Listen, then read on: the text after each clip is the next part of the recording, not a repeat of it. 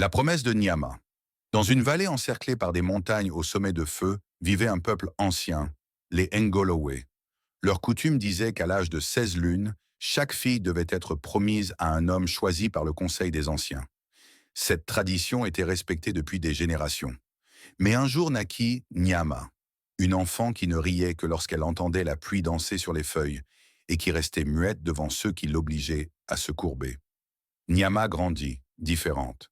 Elle posait des questions interdites. Pourquoi une fille ne peut-elle pas choisir? Pourquoi le silence doit être notre seule réponse? À 16 lunes, le nom de son promis fut prononcé par le chef. Mokobe, un riche marchand 2 fois veuf, connu pour ses colères. Nyama ne pleura pas.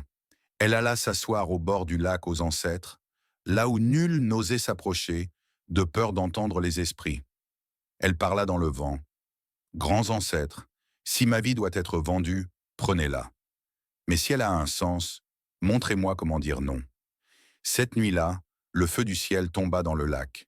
Et au matin, dans le village, on trouva Nyama debout, les cheveux blancs comme la lune, et les yeux brillants comme les braises. Elle dit, « Je ne me marierai pas. » Le lac m'a répondu, « Le feu m'a choisi. Je suis libre. » Les anciens voulurent la chasser, mais une pluie soudaine tomba, une pluie au goût de miel.